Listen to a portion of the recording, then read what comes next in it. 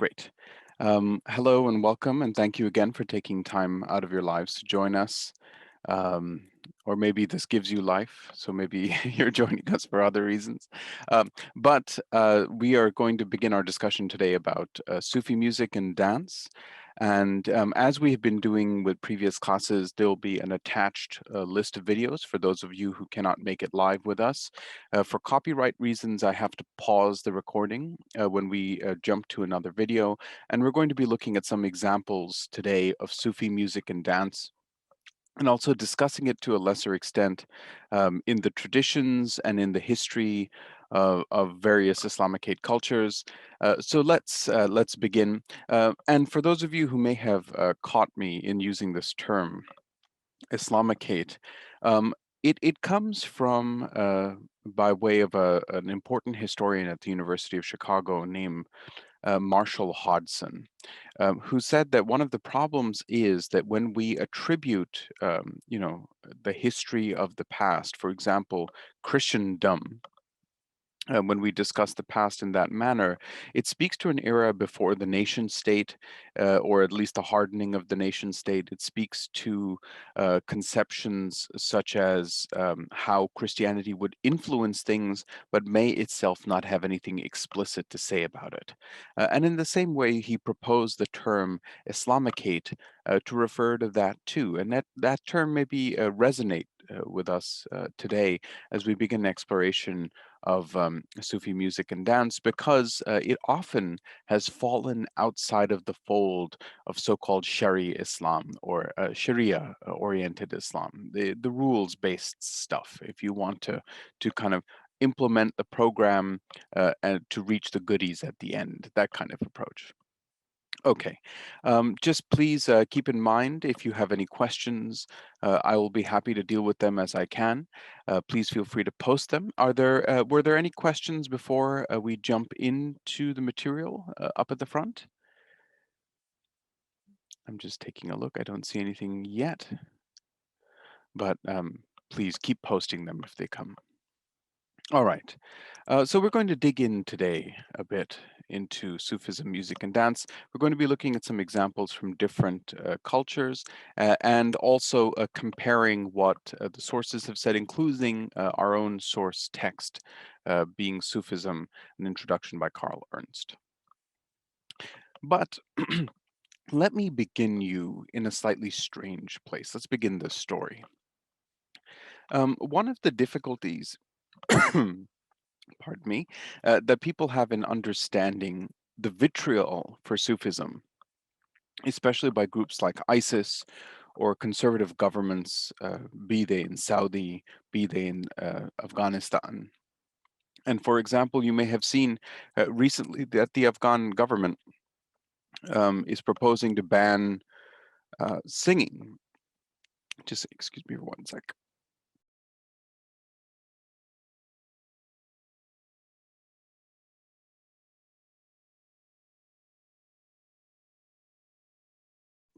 I've gotten into the habit of chewing a bit of fennel before I get going. I don't know why I bother sweetening my breath for an online class, but I do it.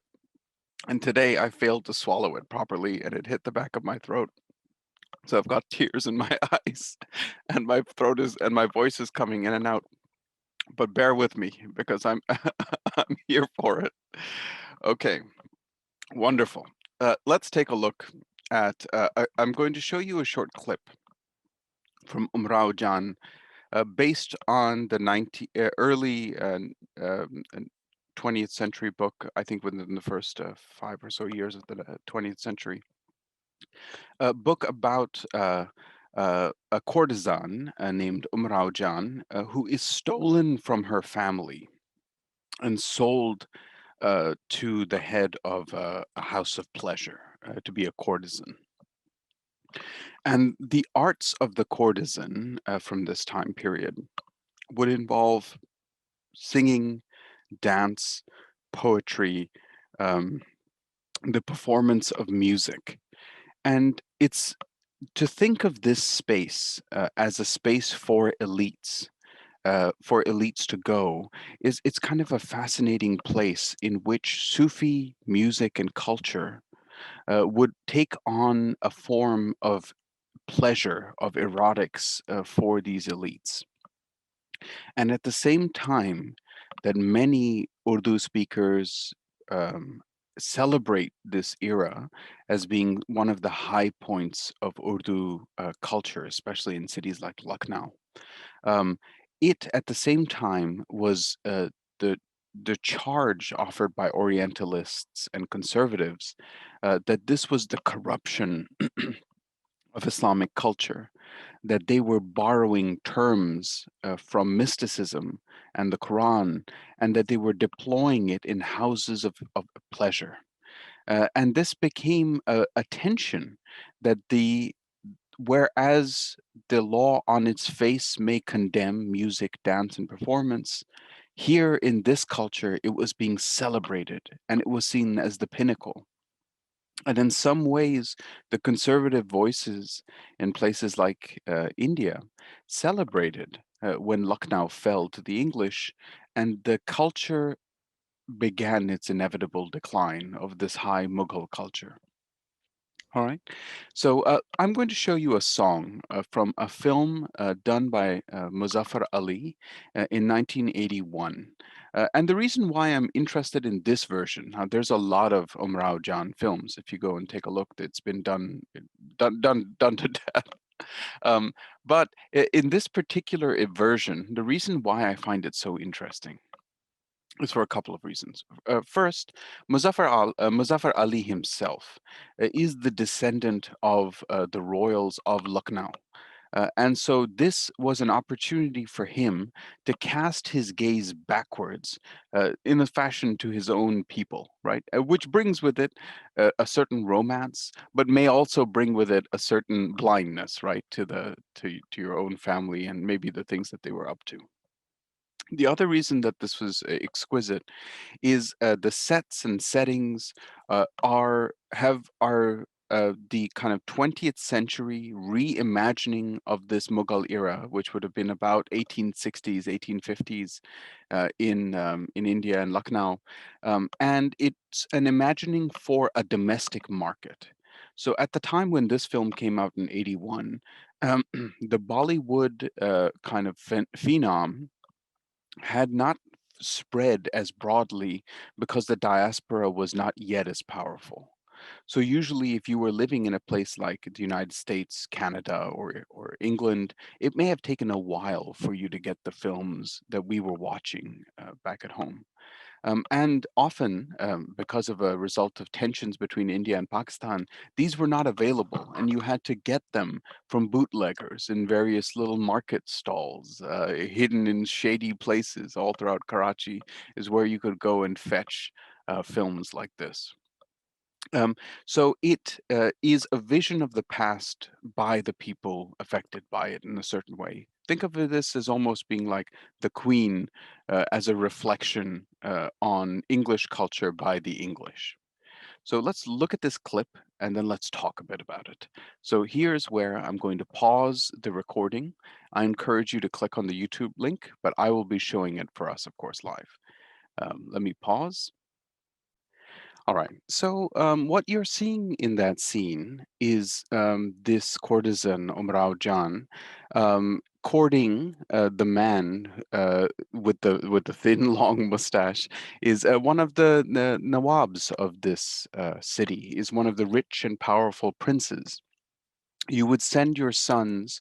So at home, your son might get an education in things like Quran, in philosophy and history and politics, but he would then also be sent to the uh, to the courtesans to learn music, to watch dance, to learn instruments, to learn how to write poetry, and also rhetoric in this lush, saturated space full of rich colors, warm bodies, and beautiful heavenly scents, right? So being in this kind of space is, for some, for the Sufi at least, when the kind of song and the poetry is talking about the relations between lovers, the connections in taverns, drinking deeply from each other's eyes, as you saw her indicating. These kinds of acts, on the one hand, are operate on the level of mundane, vulgar love, right? But on the other hand, it's also a hint of the divine. It sort of gives you a whiff of it, of what the gardens of paradise might be like. And that's why so frequently also these carpets are structured to look like beautiful gardens. So you're standing in these lush gardens, you're watching these beautiful dark-haired maidens dancing for you, you're hearing the music, right? Let's let's not push the lushness too far, because these are also places, of course, where the buying and selling of women takes place, right? And so let's not allow the fantasy to overwhelm also what in reality has to happen. And in fact, in the original book of Umrao Jan Ada, she, at the end of her life, when she returns to Lucknow after the English have attacked it, she finds the place where she was working and living is gone, but she's saved up enough money through generous gifts from her patrons to buy herself some comfort.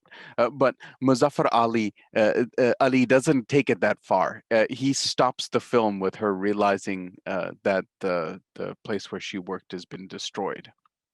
So he wants this to be a tragedy, and he indicates as much in interviews. So at the same, I hope you're noticing at the same time that on one hand, this is a lush place of earthly and hinting at the divine pleasures, while on the other hand, it is a place of sex and love and music, which is open to the condemnation of a lot of the people who don't go to this sort of thing, either because of their class or alternatively because of their commitment to a vision of Islam rooted more deeply in the Sharia than perhaps the participants here are. These would have all been, as I mentioned, elite men sitting around and enjoying these pleasures of the smoke, of drink, of women and wine, right? All right. Let us keep going, because it's hard to appreciate some of the opprobrium that Muslims may have for music and dance and drink without seeing the kinds of things that scared them. And at the time, there's this Orientalist narrative that this is why India fell from grace, right, and wasn't the head of the world, because the English narrated the idea of Oriental despotism, the idea that India was ruled by tyrannical kings where self striving was not possible. And also the excesses of the elite. They would show things like this. They were obsessed with painting the spaces of the harem. Um, and here you can see how this culture is deeply influenced by Sufism, but not necessarily in its mystical qualities, but it may be drawing more heavily upon the erotics that it draws from that tradition. And also ultimately that this culture sort of collapses after the withdrawal of a lot of its supporters in terms of princes and nizams and what have you, the Rajputs. So it fades away. So this is an image of a glorified past, right? Which is also for conservative Muslims a past which is rife with trouble as well. Um, so here is a poem by Hafez, which Carl Ernst includes in our chapter, in which Hafez says, "Come, let's scatter roses and pour wine in the glass. We'll shatter heaven's roof and lay a new foundation. If sorrow raises armies to shed the blood of lovers, I'll join with the wine bearers so we can overthrow them. With a sweet string at hand, play a sweet song, my friend, so we can clap and sing a song and lose our heads in dancing." Right?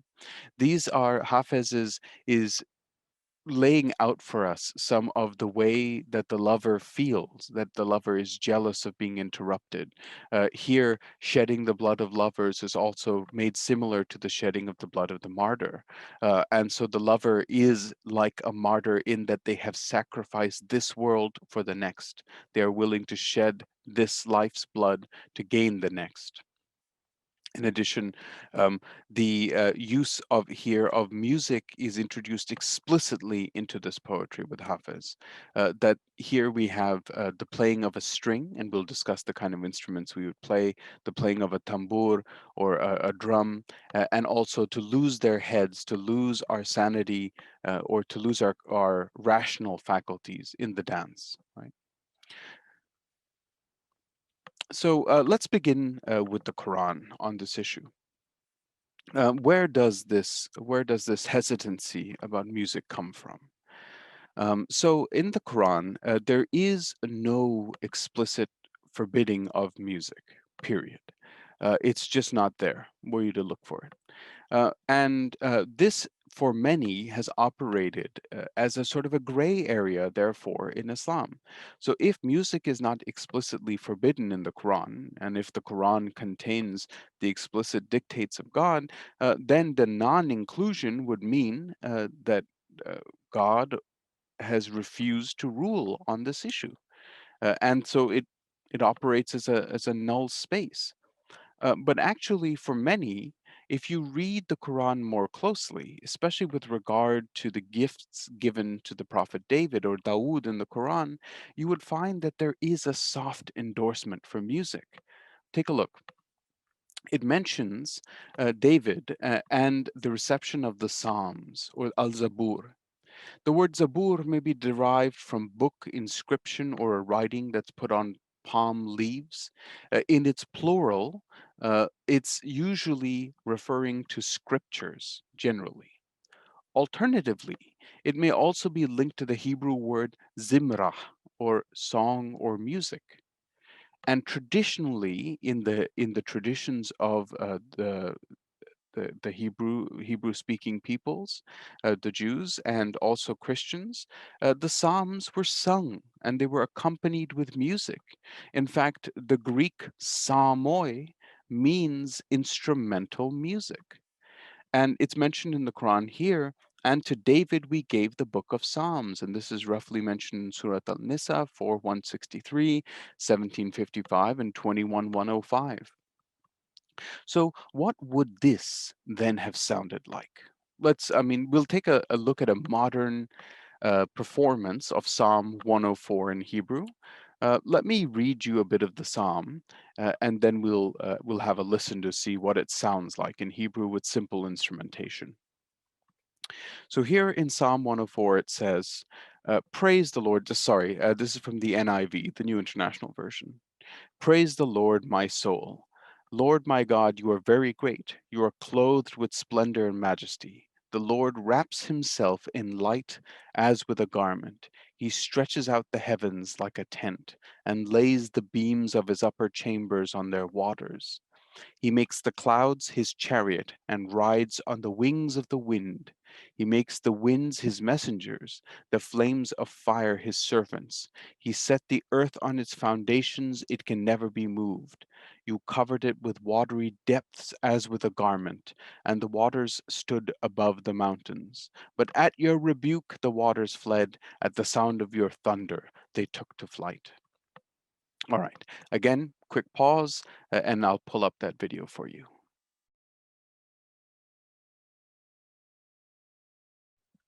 Unmute. All right, there we go.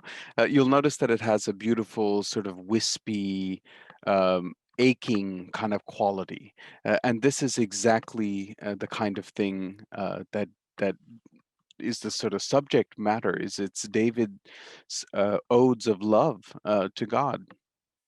And in some ways, this is a template for the kinds of things that the Sufis or the proto Sufis may have encountered in the context. So, in the broader context, there were a lot of Arab Jews living amongst these proto Muslims and Muslims in places like Mecca and Medina and Jerusalem and Damascus and Baghdad. You would have encountered these populations that would have lived together for a long time, and the Arabs may not have been unfamiliar with performance of this, but maybe not with a standing double bass, but something quite similar. All right. So in the Quran, and this defense, the David defense or the Dawood defense, was made very famous in Pakistan, in particular, because of a film called Khuda Ke Liye by Shoaib Mansoor, in which there's a debate between a very conservative sort of Taliban figure versus Nasiruddin Shah playing a more open-minded scholar, and the scholar lambastes this conservatism from the bench in this stirring scene from the film, in which he says, "Do you think God would have given David the gift of his voice if he thought music was bad or singing was bad?" And also, to outsiders, it seems strange that Muslims would have so strict and harsh prohibitions against singing, in particular, since the call to prayer sounds like a song. And Bilal, who was the first muezzin selected by the Prophet himself, was known to have an exquisite voice, a beautiful voice that would issue the call to prayer out. And so people who are from outside the Islamic culture and don't understand that it's not necessarily singing think that Quranic recitation and the call to prayer sounds like a song. But it may be one of the reasons why Muslims have problem or traditionally have had some trouble with singing is because anything that gets too close to that experience of the Quran orally becomes morally suspect. So anything that can bring the same sort of passion and the same emotion that comes as with a recitation of the Quran would become something that scholars would maybe caution you about. And this is one of the oddities, is even in Muslim manuals written by Sufis, there are replete with warnings about music and the effect of music on everyday people. So they're warning against the kind of lushness and richness that we may have seen in that first clip from Omar Al Jan. The idea being that one has to be in an enlightened state before you can encounter those things. Otherwise, you're just going to fall in for the passions and be rooted too deeply to this world, are the warnings at least. All right. In the hadith traditions, we have the following. There are a few hadiths that sort of tangentially mention the music and song and dance, but here we have one. And if you remember, usually it has the reciter of the hadith or who gave the hadith first. So here it's Aisha, the Prophet's sort of youngest and one of his favorite wives. The Messenger of Allah, peace and blessings be upon him, came to my house when two girls were beside me singing songs of Buath. The Prophet laid down and turned his face to the other side. Then Abu Bakr, or her father, enters in and spoke to me harshly, saying, "Musical instruments of Satan near the Prophet." Uh, uh, the Prophet turned his face towards him and said, "Leave them alone." When Abu Bakr became inattentive, I signaled to the girls and they left. It was the day of Eid, and the Abyssinians were playing with shields and spears.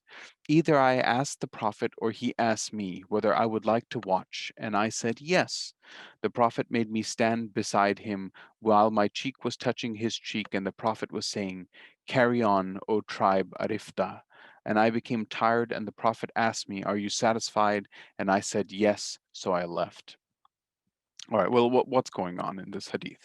Just a quick reminder that the hadith themselves are stories about the life, sayings, and doings of the Prophet as preserved in the traditions of the community. Now, these traditions were often recorded, sometimes on palm fronds, sometimes written on camel bones and skins, but not remarkably well preserved until efforts by people like Bukhari about 200 to 300 years after the death of Muhammad. This tradition is being sifted and recorded into these traditions. So when one cites Bukhari and Muslim, one is citing some of the pinnacle sources for Sunni Islam, and it's indicating that these are the ones that are to be listened to. And so, what's going on in this story? Number one, We have the prophet having music played in his home and singing done. And not only does he not condemn it, but he allows it to continue even over the objections of one of his chief advisors. For the pleasure of his wife. In addition, he allows his wife to attend and himself watches because they're standing cheek to cheek and looking out. He watches a dance taking place, and a dance by the Abyssinians. And in this case, the image here are Sudanese dancers who are doing a sword-oriented dance, and these sort of martial dances look like whirling and swordplay and clashing on shields. It's a very kind of exuberant performance. And the Prophet here seems to be giving permission because it's Eid. Alternatively, there are some stories about the Prophet when he enters Medina, that there are singers that greet him and welcome him when he comes in. So, this hard line opprobrium against music seems not to be too sustainable within the Quranic or the Hadith traditions. However, because my suspicion is the reverence for the Quran and public performance of the Quran, um, forms of music and song and dance that weren't as reverent were condemnable. Now, that is again not to say that these festivals and things did not take place. It wasn't until I would say the modern period when we have all of the techniques and knowledges of the state of control in the form of the nation state with its secret information monitoring our web activity and what have you, that it's been able to condemn this kind of behavior so blanketly. Like in Saudi Arabia, for example, the state exercises a great deal of control to try and limit exactly the singing and dancing that's being discussed here. But at the same time, it's not to say that it doesn't survive in secret, because there is a broad realm of the private as well. And also, it's thought that between husbands and wives, that a wife who decided to entertain her husband with dance in general would not violate the Sharia. All right. Um, the kinds of instrumentation that is going to be used in these performances will include the flute, or in called the ney in places like Iran, Anatolia, Uzbekistan, and Pakistan. The ney is the third chappy on the right. And again, this sort of image or this sort of diagram, now this is made by a Westerner visiting, but you see he is also doing something which he's sort of making an argument for the Sufis, because in his depiction, in the background, we have the mosque.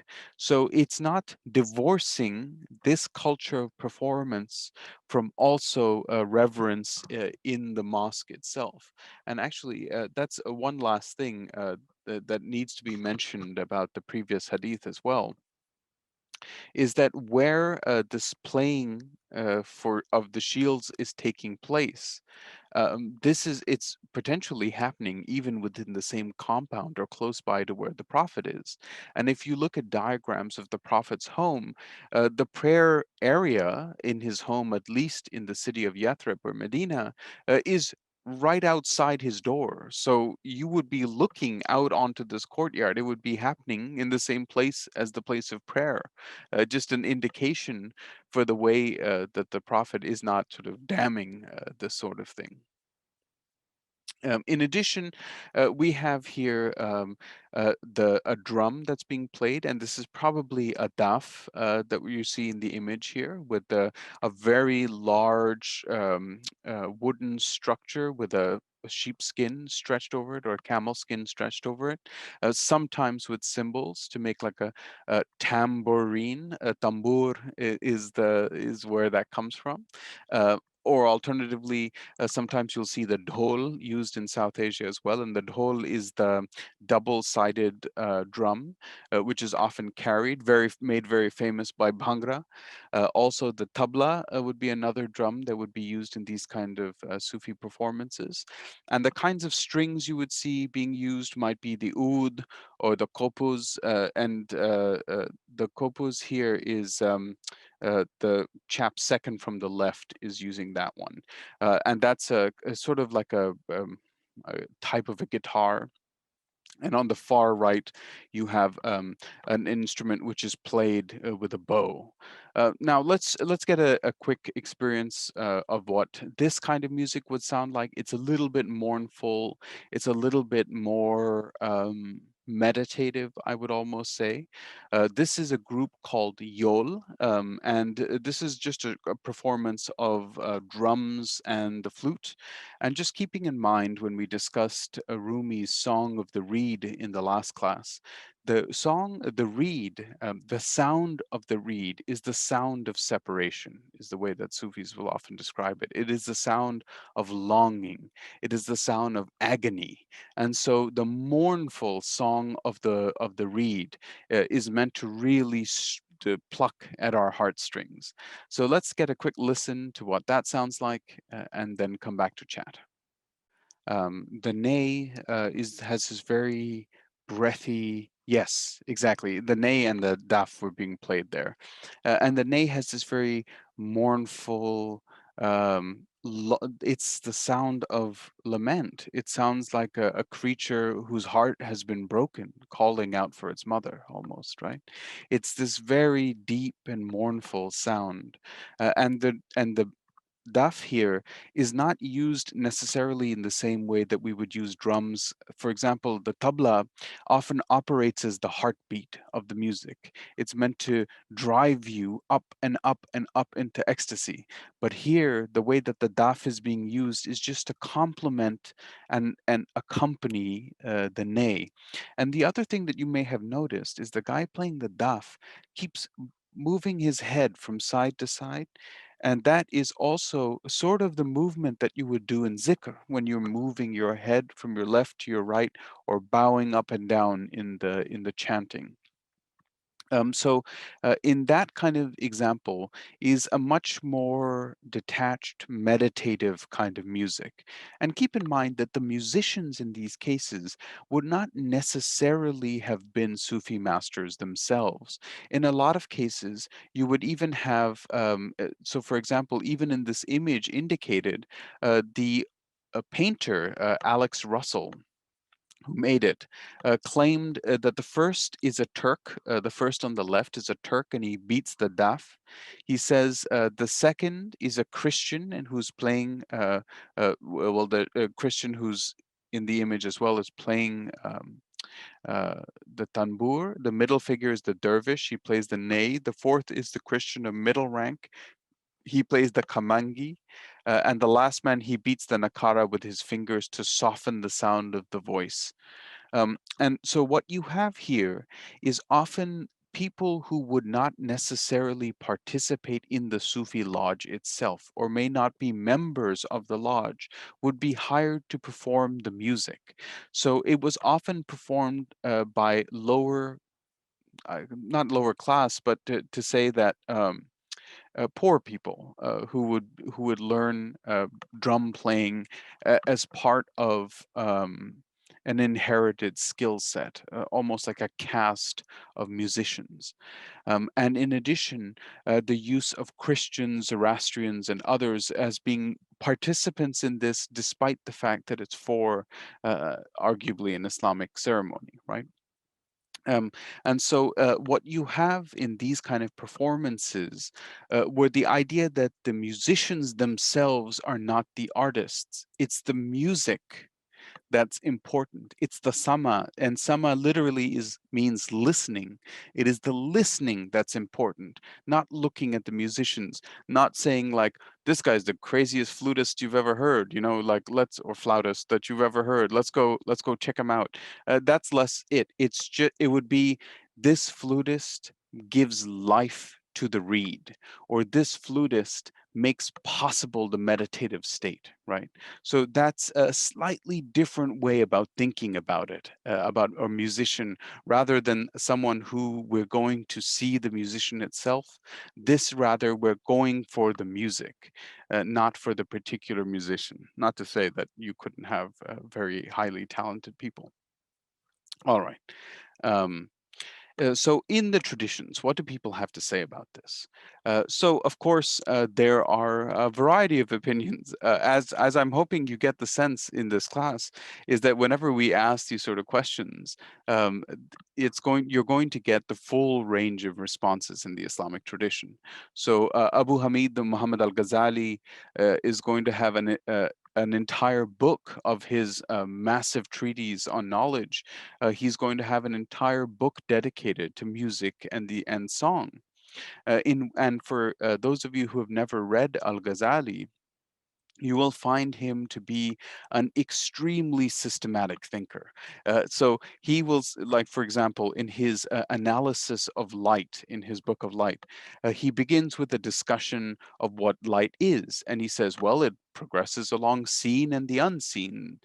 And then also, how do we see it? What manners of perception do we use? So Ghazali very systematically breaks down music. He breaks it down to say that there's music of pilgrims, there's the music that's used for soldiers to build up for war, there's music that's used by mystics. So he writes this entire typology of music to come to the ultimate conclusion that it is indeed permissible, but maybe not necessarily for beginners.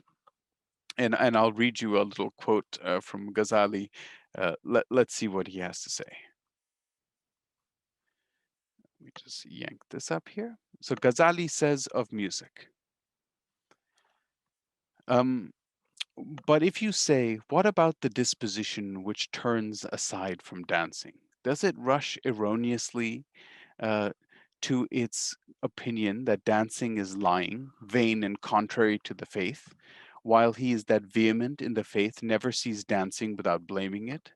Then know that there is no vehemence that is greater than the vehemence of the apostle of God. And he saw the Abyssinians kicking out in the mosque and did not blame them for what they were doing. That's the earlier hadith we just talked about, because it was suitable at the time. It was suitable time, and that is the time of a festival, and on the part of suitable individuals, that is to say, Abyssinians. It is true that some dispositions turn aside from it, because it is seen from the most part a combination with vanity and play. And vanity and play are allowable, but only for the common people of the Zanj and the Abyssinians and their like, while they are disliked for those notable people because it does not benefit them. Now, keep in mind that there is a soft racism here, right? Like it's no surprise that Ghazali here is being a little anti-black, and he expresses that opinion all throughout his work. So do that with that caveat that Ghazali believes Abyssinians, as did has a racist traditionally, that dark-skinned folk are naturally seduced by song and dance, right? Like this, it's an old trope, and it survives on even in people like Ghazali. But then he says here, but it is not lawful to describe that which is forbidden, but what is disliked, because it does not benefit the position of note, i.e., don't call something that you don't like forbidden. If one asked a poor man for something and he gave him a cake of bread, it would be a praiseworthy gift. But he asked a king and he gave him a cake of bread or two cakes of bread, he would be blameworthy in the sight of all men, and it would be written in the books of history as a number of the evil deeds of the king. But in spite of that, it is not lawful that what he did should be forbidden, since he, insomuch as he gave bread to the poor man, was beneficent. It follows from all that has preceded, section wise, that listening to music and singing is something absolutely forbidden and sometimes permissible and sometimes disliked and sometimes to be loved. It is forbidden to the most of mankind, consisting of youths and those whom the lust of the world controls, so that music and singing arouse blameworthy qualities. It is disliked with reference to him who, it is true, does not apply it to the form of created things, but in whom a case of habit which leads him on occasions of the path of vain sport. And it is allowed with reference to him who has no delight in it except taking pleasure in its beautiful sounds. So Ghazali lays out for us whom it is permissible for, music and dance, whom who would be an opponent of it, and who it should be enjoyed by. Now, he's saying essentially that if you are moved by the passions too deeply, by song and dance, then it should be prohibited for you. But if you can enjoy song and dance for the sound of the song, then it's okay. He's sort of promoting a little bit of a detachment thing. We talk about sages and dervishes often in this sense that the true dervish is separated from any other desire but the desire for the face of God, and so is not going to be distracted by the earthly, mere earthly enjoyment of the dance, right? Disapproval, anytime you want to disapprove of anything fun, you can go hunt down Ibn Taymiyyah and he'll probably have something miserable to say. And in this case, he does too. Ibn Taymiyyah claims that those who practice sama may be declared infidels. And then, of course, we've got the middle road. Abdul Rabihi says here, if it's spiritually uplifting, then it's praiseworthy. And if it is not, then it is wrong. And here you see in the image displayed, let me just pull that up. In the image displayed here, you've got dervishes dancing here in a courtyard with musicians and a young man watching from the doorway. And this would have been from a 16th century text on the assemblies of the lovers. And you're seeing here that you've got long flowing sleeves and sometimes long flowing turbans, and these will spin and whirl as you are turning. And the long sleeves was something pretty typical of these dancing or turning orders. Another important distinction that Ghazali makes in these same texts is he says, music is permissible when you have the correct zaman, makan, and ikhwan.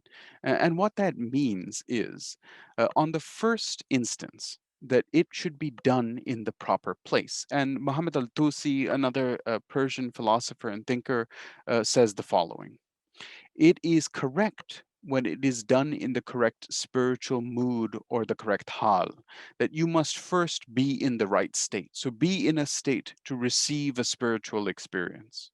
Second, the place in which it takes place is within the heart. So it doesn't really matter to the exterior environment, but what matters is that the Sufi is prepared in their heart to receive this performance.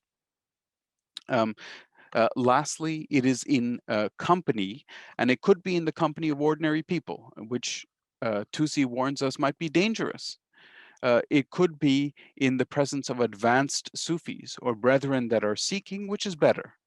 And then, or ideally, it could be with the brethren of on purity and ecstatic consciousness. And this is from Leonard Lewison's assessment of music and dance in the Persianate traditions. Um, Let me just make sure I give you the citation correctly.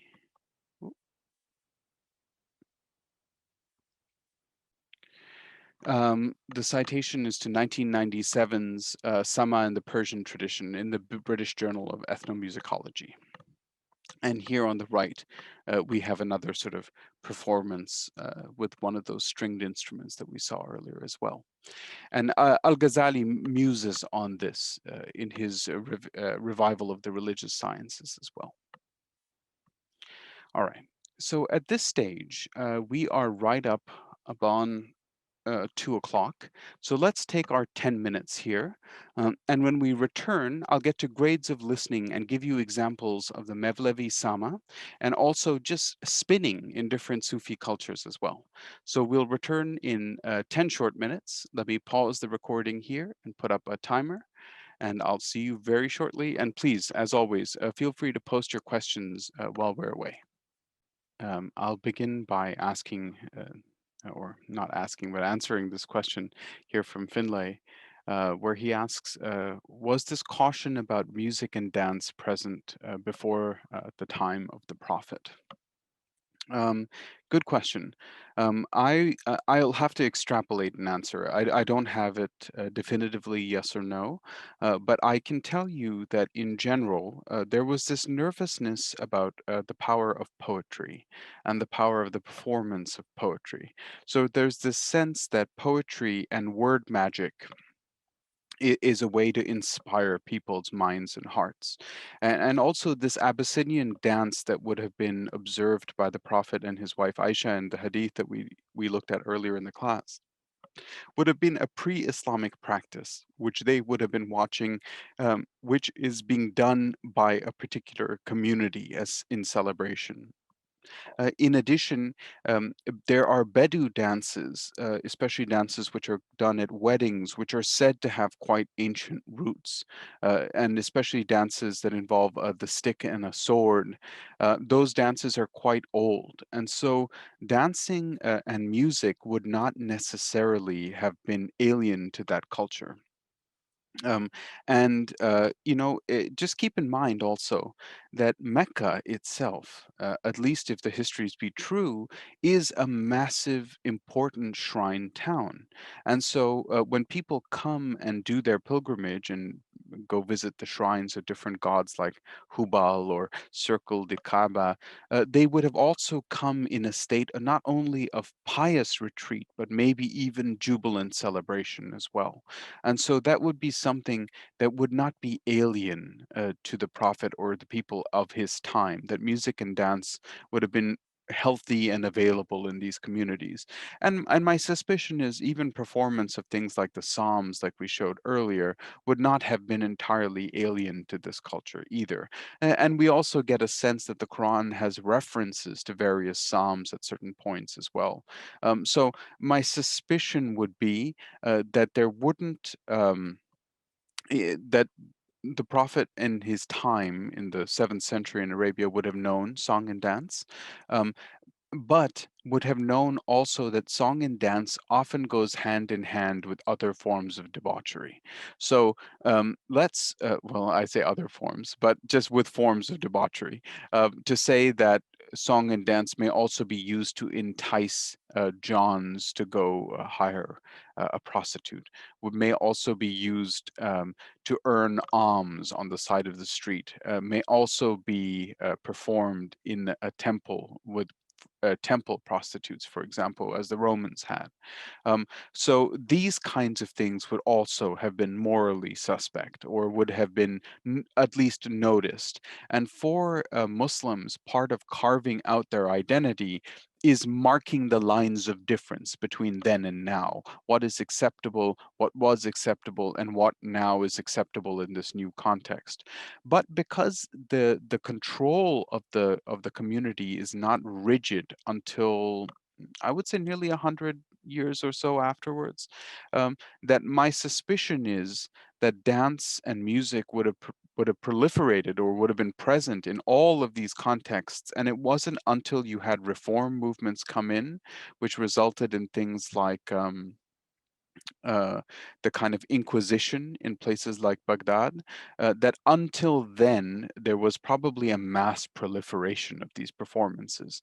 Just there was a early consciousness that combining this with recitation of the Quran might be suspect. But if it was kept out of the Quran and kept using this kind of poetry and what have you, then maybe it would get more of a pass. The inclusion of the Quran may have led even to charges of blasphemy. So that would have been a concern. I hope the extrapolation suffices. All right. Um, smiley face is good for me. All right, good. Let's talk about a little bit about grades of listening. So, what you may be getting used to is when we're talking about the Islamic tradition, very often this same kind of grading, in the same way that Ghazali grades types of listeners when based on whether or not they're going to be experiencing a state of ecstasy. Here again, this question is raised, and this is a quote from Carl Ernst. This is Sama is of four types. One is lawful, where the listener only longs for God. Second is permitted, when the listener is mostly longing for God and only a little bit for the created forms on the earth. The third is disapproved, in which there is much longing for the created and little for God. The fourth is forbidden, where there is no longing for God and all the longing and desire is for the created. But the listener should know the difference between doing the lawful, the forbidden, the permitted, and the disapproved. This is a secret between God and the listener. So the issue here about whether or not music is permissible seems to turn not necessarily on the thing music itself, but rather turns on who the listener is. This exposes one very important aspect of Islamic law, which is to say intentionality. So, what is the intent of the person who is doing the listening? What is the intent of the person participating in the musical performance? Um, the intent here is, if it is the intent is to focus our attention on God, and this happens to Ghazali himself, that at a certain point he feels a spiritual crisis and he retreats away. From his teaching position at a university that he's at, and he spends a year in retreat, or maybe even 2 years. But while he's in retreat, he finds that he takes great pleasure in his attention being focused by the sound, even of music. And so here, this is not that one should fall into the music itself, but it is allow the music to carry you to the states in which you are trying to achieve, if that were to make sense. Um, for Ghazali and for others, the intent with which you approach is extremely important. Another example of how intent works: when you pray as a Muslim, you announce your intent. So I intend to pray 2 rakats. And not only that, but part of the intentionality of prayer is then to not have your attention distracted by things that are other than that intent. So if my intent is prayer, if I'm admiring the backside of the guy in front of me, that creates a problem. Right, like so, in especially in the communal prayer space, if I'm so enchanted by his rounded buttocks, this crosses a line, right? Like this is means that the intent of mine has been shattered, and I'm not focused in the way that I should be focused. Um, so intentionality, similarly in listening music, it's very hard to interrogate, and so it leaves it here to the question of, leave it to the believer and God, that one should not probe too deeply when it comes to this kind of thing, right? And this is consistent even in declarations, for example, of something like blasphemy. So if you were claimed to have blasphemed, um, you would be put in prison for about 3 days, in which you would be given an opportunity to repent. And the repentance would take the form of saying the Shahada, La ilaha illallah Muhammadun Rasulullah. You would say that, and you would be forgiven of your even something as great as blasphemy, because the argument is that blasphemy does not need to be punished if there's repentance, because what we're dealing with is this world. And in this world, the person has repented. I cannot look into the heart of the person. Only the God and the angels can do that. So, as a result, if the person has made a formal public declaration of repentance, even from something sinful like blasphemy, they can be forgiven. It's not until we get to the modern nation state where blasphemy elevates itself into something deeply monstrous in places like Pakistan, where blasphemy charges are now how neighbors argue over land rights in places like Karachi or in Punjab, where if you have a dispute with your neighbor, blasphemy has such a low threshold for evidence in the court system that you would both accuse each other of blasphemy. And if you weren't using the charge against him, um, he would maybe beat you to the punch and get the charge out first. And this could potentially create a real nightmare. But that just shows you that perhaps the problem here is not the Islamic law, but perhaps the problem is the way it gets imported and combined with the Western juridical systems, right? Let's also talk a little bit about the sema. Now, the sema, more specifically, is a word that means listening, or also audition is sometimes the word that's used here. And here is a description by a scholar of what the sema entails. And this is a description of the activities in the metaphor, to say that each of the movements of the performers in the sema are also. When they're performing in the sema, each of their actions, each of their movements is charged with meaning. Let me just check real quick. There's a quick question that has popped up. So Sama is vastly oversimplified. It's using music for, say, like a focus aid. Jared, I don't know if that's a massive oversimplification. I don't think you're getting it wrong there. I think if the music and the allows you to focus and focus again on this meditative state, on this desire for union with the beloved, on the face of God, etc., it would not necessarily for Ghazali, he would say, yeah, it's good. Like, I mean, that's what it should be used for, right? That's the correct purpose. That one must think of it as not in the end. Let's switch this into a Kantian language, right? So let's say the music should not be the end in and of itself. The music should be the vehicle. The end goal should be desiring for union with the beloved. And then what helps carry you there, right? And so this could be one of the things that helps you. Now, what if, now this again, where does the line get drawn? So if I say the only way that I can see the face of the beloved is by consuming copious amounts of hash, that's when I see the beloved, when I'm dancing in a frenzy, drugged up. um, so then again, the question might be, is the vehicle successfully getting you there? Moreover, is it bringing your community into disrepute? Is it harming others when you do something like that? These are also the attendant questions which may come along with. Um, but I think it's not wrong to say that Ghazali is indicating if it's a focus aid, it helps, right? Like, and it's good in that case. So let me quickly go over this discussion of the sema and the metaphor, and then we'll look at an example of the sema as well. In the symbolism of the Sema ritual, the Semazen's camel hair hat, or the sikke, represents the tombstone of the ego. His wide white skirt represent the ego's shroud. By removing his black cloak, he is being spiritually reborn to the truth.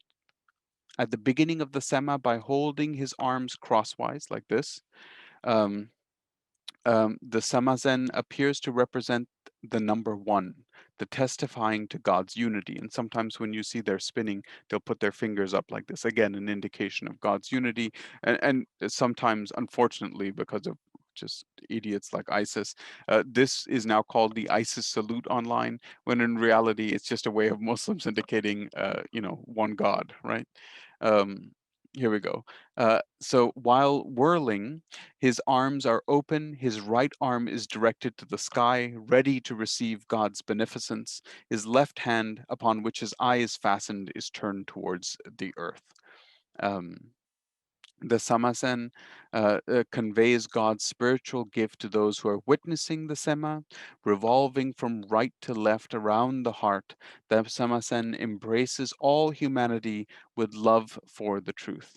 The human being has been created with love in order to love, or as Mevlana Rumi says, all loves are a bridge to divine love, yet those who have not had a taste of it do not know. Right.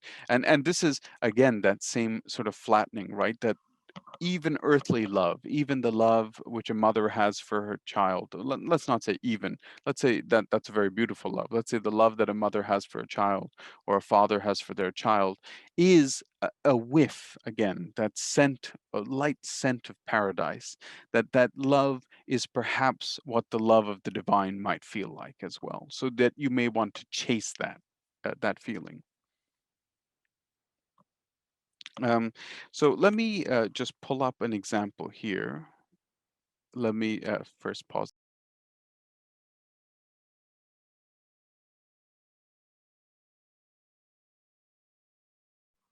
Thank you, thank you.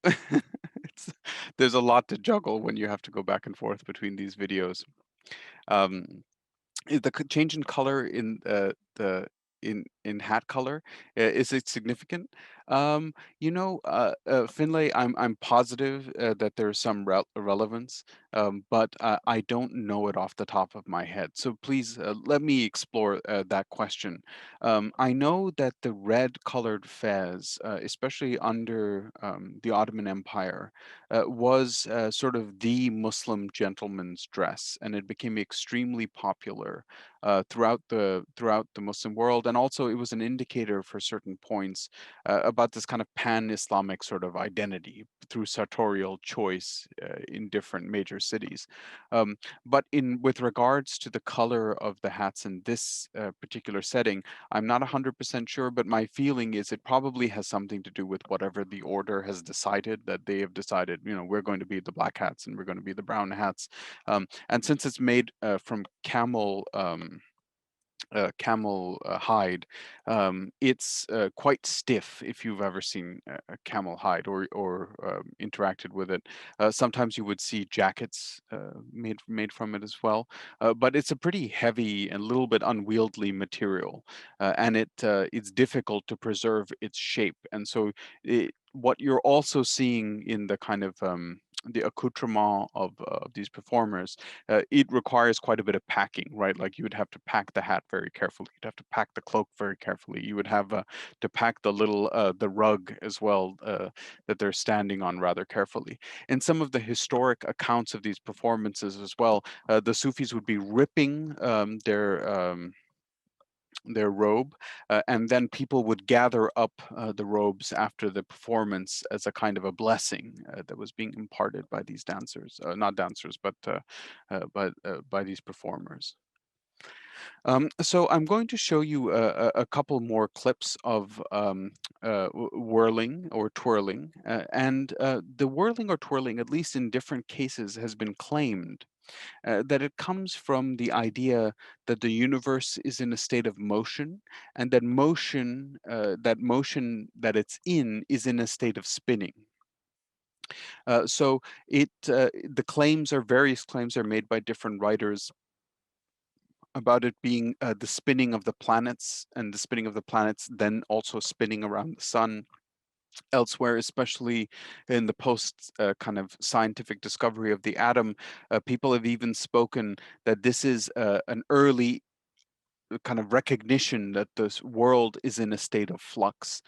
This also enters into the philosophy, of course, of people like Muhammad Iqbal, who talks about movement and movement versus death, and how the movement of the Islamic tradition is also in a state of turning, right? And so how is this depicted in different cultures?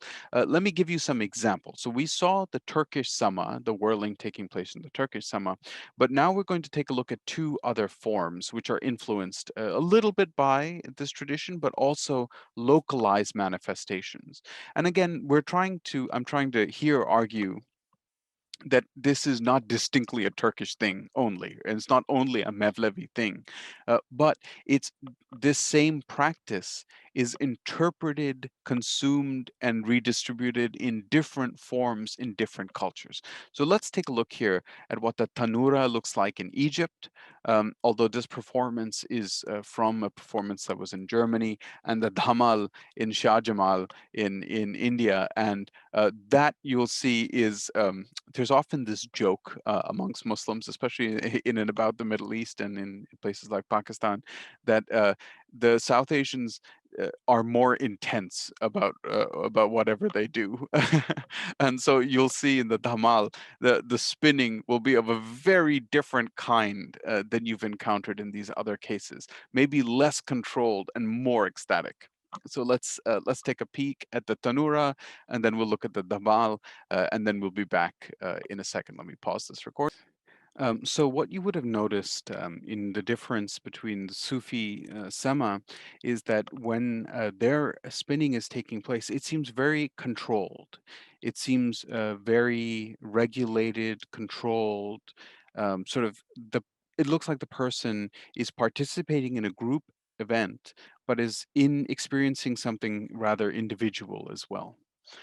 In the Tanura, you can see that elements of entertainment have entered in. So this is think of taking the sama and then making it available for as a folk ritual performance or as part of a folk celebration.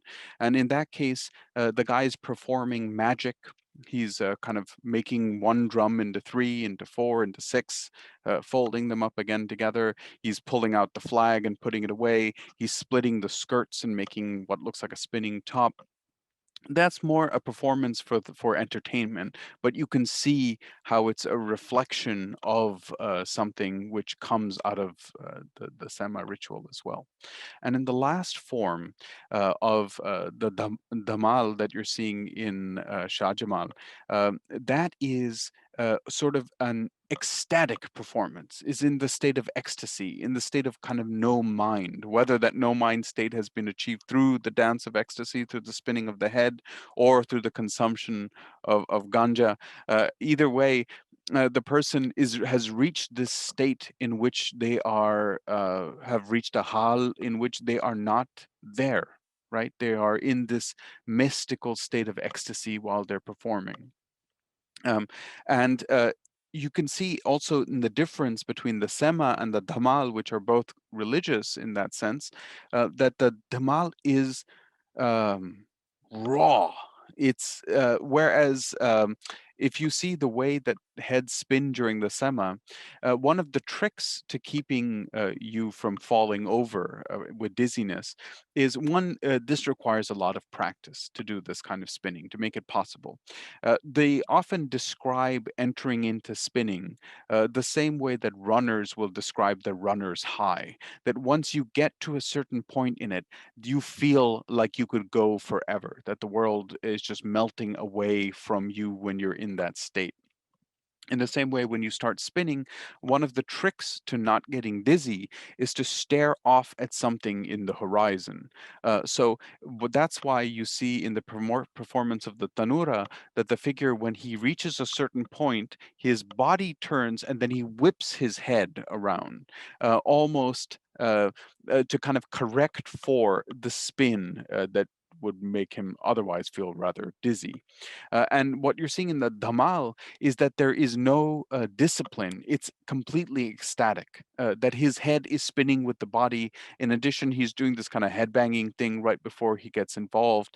And it just enters into a state of the frenzy. And you see similar things also taking place, for example, during Ashura, when you will see Shias using zanjir or chains and things to whip themselves, that they enter into a state of frenzy while they're performing it. So it doesn't seem like there's someone there, like the eyes have rolled back in their head, kind of thing. These are forms of dance which we will find throughout the kind of Islamicate regions. And then let's also talk a little bit about what the stages of the Mevlevi Sema are. So this is probably the most famous form of dervish dance. It's the means by which we even have the word dervish in English. It is tied, of course, to Rumi, and it originates in places like Konya in Turkey, or at least takes this form in places like Konya in Turkey. And the sema, let's say if you were to go and attend a Sufi lodge for a sema, what you would have is that it's a structured event. It's not just immediately that they throw down and go to the dance. What you saw at the beginning of that video we showed earlier was them coming in, lining up, greeting, etc. The parts of that performance are, so you first would start with the Nati Sharif, the praise to the prophets. Next is Taksim, or the improvisation on the reed flute or the ney, which is meant to be the ruh, the kind of breath of God. Then you have the Devri Veled, or circular anti-clockwise procession, when the dervishes greet each other. And each of the greetings, of which there are three, is meant to be each of the spiritual states. Then they have four movements, or salams, four movements of the spinning. The first movement is meant to represent the birth and creation of the human being. The second is the rapture of the being witnessing the splendor of God. The third is the obliteration of me and you, the idea that the divine creation unifies us together through the experience of ecstasy, which is dissolving of the self into love. The easiest analogy for this is the dropping of a drop of water into an ocean. The drop of water ceases to have its structure when it strikes the ocean, but it becomes one with it. It becomes part of it. And lastly, the last movement is the return to servanthood. And it concludes with a narration of the Surah Maryam from the Quran. I'm just going to show you a self description of the Mevlevis, describing and explaining the Sama. And you're going to notice a few things in this video that are interesting as well. One is how the training takes place. So, when you are first training to be a dervish of this kind, often you would have a little wooden board with a peg hammered through it, and you would position your feet around the peg, and you would begin your spinning around the peg. So you're going to see that as well in this little clip we'll be watching now. We pause again. Okay. So as you see in the explanation in that video, it's the turning is meant to take you away from your cognition of this world and being here, and is meant to elevate your state. And let me give you an example from my experience also about attending a dargah. Um, in Toronto. So there's a question often raised about whether or not beginners should be participating, or should beginners merely be watching. And the community I went to influenced by the Mevlevi and others, but one of the interesting aspects of their practice was I was told by the sheikh who was there, or the baba who was there, to participate. And he said, even though you don't have experience, you should participate in the sama, because it gives you the possibility to relate to it. And I told him, I'm a scholar. I study this kind of stuff. I at the time was a doctoral student, and I said, I don't understand this because it works very differently in South Asia. And I don't quite see this sort of stuff taking place in the same way. And he said, just participate and see how you feel. And I must say that for the first part of my experience, the way that we did it was you would interlock arms with everyone in a circle, and you were chanting La ilaha illallah while listening to a neigh and a light drum, and you were turning in a circle, and you would bow sort of in at each stage when you would say the La ilaha illallah, and you would just keep doing that over and over while rotating counterclockwise. I initially felt profoundly foolish. I didn't understand. I was brought here by a friend of my father's. I did not really connect to this place. I did not know if I should trust the sheikh who was the head of the community. I did not know like a lot of the people around me. And so I spent the first part of the ritual staring very intently at everyone else in the circle, almost trying to copy, like the way a child learns to dance, right? Is that you're trying to do the same things that you're seeing other people doing. But that I found ultimately was stopping me from actually being here now and participating in the ritual as it was taking place. So as it continued, and as the sweat began to build, as the room started feeling hotter, as I started hearing the Allah, Allah in my head, I felt myself losing a sense of myself and becoming more a part of the circle which I had joined. And the chanting and the breathing and the movement kept affecting me over and over. And at a certain point, I did not quite feel that same intense self consciousness, that same attachment to my ego and myself. And increasingly, I felt disconnected from myself and more connected to this space with other people linked in this chain. And that was a very powerful experience. And one can understand both the beauty and the danger of that kind of encounter. Because, on the one hand, it is an invitation to experience something beyond the self, to participate and to lose oneself. But at the same time, there is danger in the loss of oneself. The you that emerges on the other side of a ritual like that may not be the same you that started. Right? You may think about things differently. You may feel differently. It may have a very powerful impact on you. And that's sort of the dangers of the encounter of the divine is that the miraculous experience by many prophets is described as an interruption, as it halts life as it was or could have been up until that point and interrupts it so that it may never be quite the same that way again. Not to say that I went that deep in my preliminary encounters or in my visits again with that community, but rather one could sense that that was possible, right? That it was on the horizon if one sought it, right? Um, in addition, in South Asia, the performance of Sufi music is going to look quite different. A Qawwali program, for example, would include first Ahmad or songs for God, followed by Naat or songs in praise of the Prophet. Uh, Mankbat would come next, songs in praise of the great teachers from the school. And this may also include poems for Ali and the family that was killed on Karbala, especially if the Qawwali performers are performing for a Shia audience. In addition, you'll have ghazals, which are songs of intoxication, yearning, and love. And this ties us back to that first slide and that experience of Omar Jan. The ghazal has become the source for so called Bollywood filmy music. Some of the most exquisite poetry being produced in India is being produced for popular films in the form of a high Urdu poetic forms for the purpose of love stories for Bollywood cinema.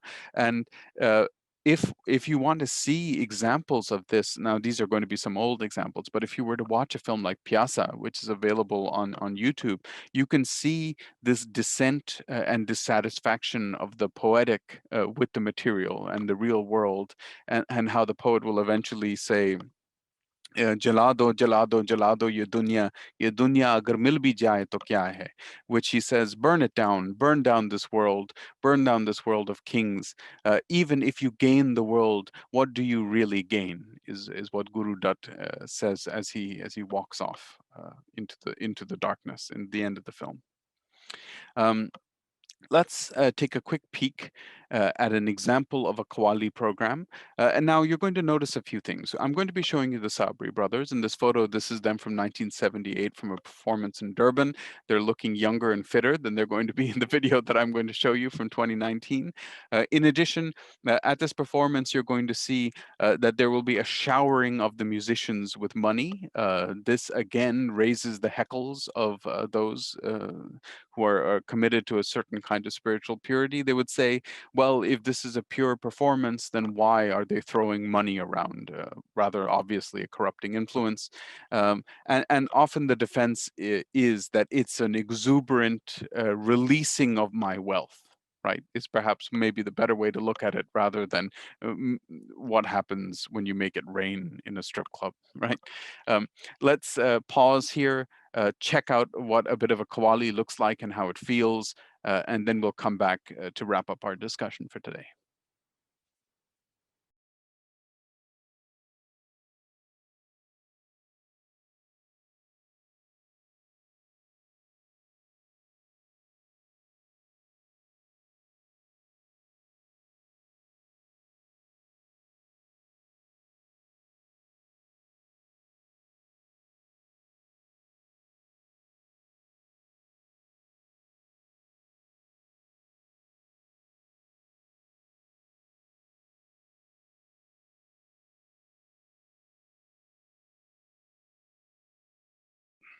Thank you, Peyton. Um, let me repeat as much of that as I can. What he is saying, "Tere ishq mein main divana ho gaya," which is in the state of love with you, I lost my sanity. I lost my senses. I could not tell up from down. I could not relate to the world around me. He's describing a love which is consuming love, a love that eats the lover, right? The sense is that the lover does not approach or see the world in the same way again after that encounter. And listening to these kind of performances, especially of Qawwali, unlike the sort of I would say, unlike the sparseness of the ney playing, which is meant to make you reflect in meditative fashion. Qawwali is the music in which you are meant to get drunk. You are meant to get drunk on the lusciousness of the sound, the beating of the tabla, the loss of self into the music, and listening to the words and thinking about the lover, the beloved, and the lovers. Right? That's the kind of thing that you're meant to be engaging in when you're encountering Qawwali in this way. And so, even spontaneously, if you watch performances of kawals, you'll see on occasion someone will leap up from the audience and just begin spontaneously dancing and then sit back down. And even Ghazali says that if that takes place, other people should join in ecstasy too. So, that's the kind of encounter that is made possible through this kind of performance. Again, with all of the caveats that for conservative Muslims who hesitate to achieve God by anything other than the Shari script. This kind of stuff is unnerving, right? The possibility of the encounter here and now with the divine is something deeply unnerving and upsetting if other people are talking about it too. Um, Lastly, I want to show you where Sufi music has gone. In some cases, people like Nusrat Fateh Ali Khan really kicked the door open, but it had also happened to a lesser extent with the performance of film music. So, the most famous singer of the 20th century in both India and Pakistan would probably be someone like Muhammad Rafi. And again, he's performing. Um, Poetry for films, like regular Bollywood films, where the language of love of the lovers in the stories, in the films, is also elevated to the cosmic levels of love by exquisite poetry. And in addition, often with Bollywood films, they encode parts of the relationships between the gods. So, for example, Radha and Krishna might be also captured in the story of lovers. And for the Sufi, as opposed to thinking this is something taking place outside of another tradition, the relationship between Radha and Krishna, the relationship between various different lovers in the Indian tradition, are also reflections of the divine. Because remember, Ghazali is warning you, don't bifurcate love, don't write a book on love, and don't write a book on divine love. One should not have to separate those two things, that it may be an echo, it may be a scent of that sweet perfume. So then, when filmy music captured some of that Sufi soul, so too did Nusrat Fateh Ali Khan become very involved in the West. So in 1991, for example, he released a track with the trip hop group Massive Attack. In addition, he was featured on the soundtrack of Natural Born Killers during the prison riot scene. Nusrat Fateh Ali Khan is singing, and Oliver Stone found that the performance of his Maskalandar to be so powerful that it had to be featured in a state of losing the world in the case of a riot. Alternatively, Peter Gabriel re-recorded Your Eyes with Nusrat Fateh Ali Khan to be Tere Aankhein as well. So in Sufi music hit the world stage and exploded. But one of the questions which is kind of asked then is, has it lost its soul? Has it lost its roots and its connections? And my suggestion would be no, that Sufi music it's becoming popular in the world is not necessarily a loss. Is not necessarily a loss for the tradition. Rather, it opens it up to new audiences. And in the same way that Ghazali warns us that it is the kind of listener that matters, it is the kind of listener that you choose to be. If you choose to just listen to it as some curio or play it while you're having some kind of Indian themed party at your house, that's one thing.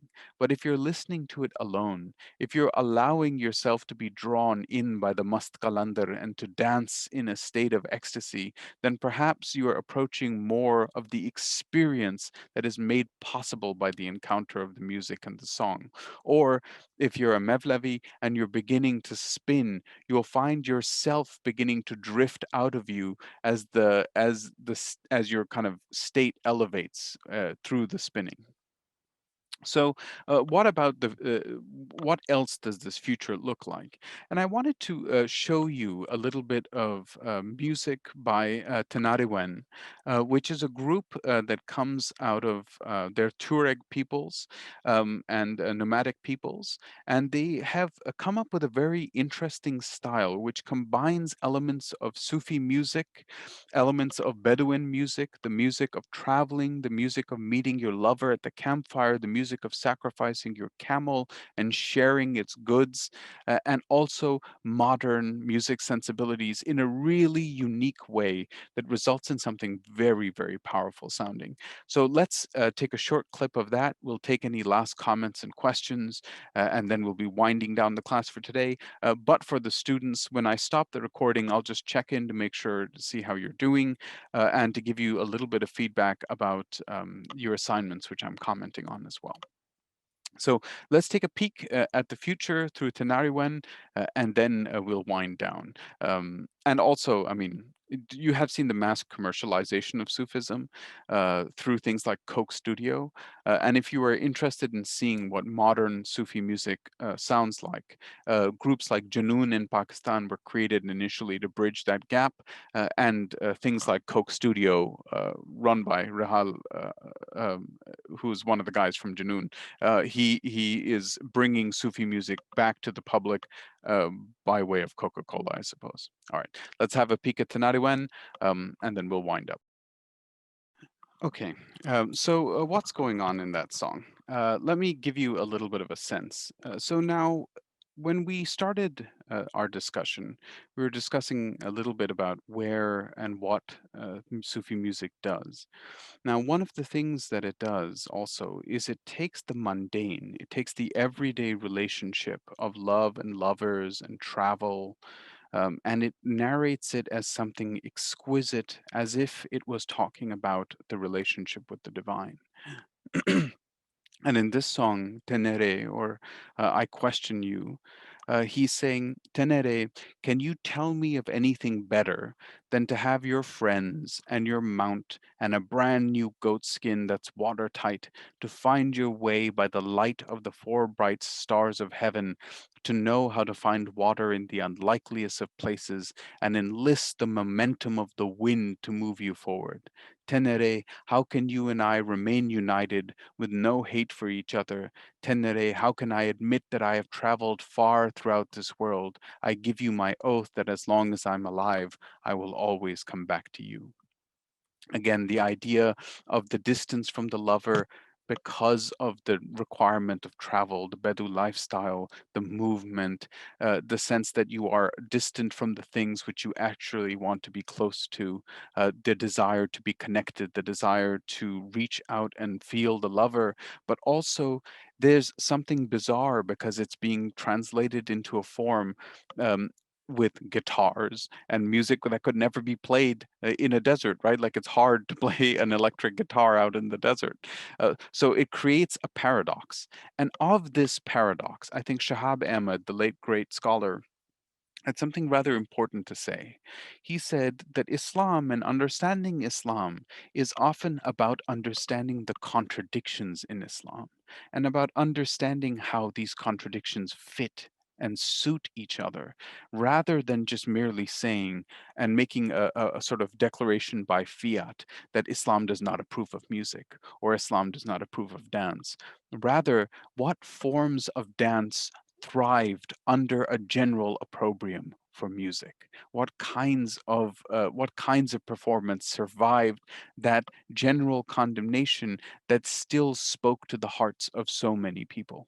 And I think in explaining and understanding those contradictions, those tensions, you learn a lot about the Muslim engagements with music, dance, and Sufism in these particular cases.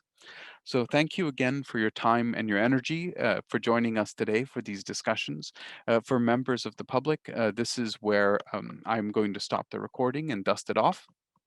Um, with regards to members of the class, we're going to be having a quick discussion about the assignment to make sure that I'm supporting you, and I look forward to seeing you next week. So let me stop the recording now, and I will just have a quick chat with the class. Thank you.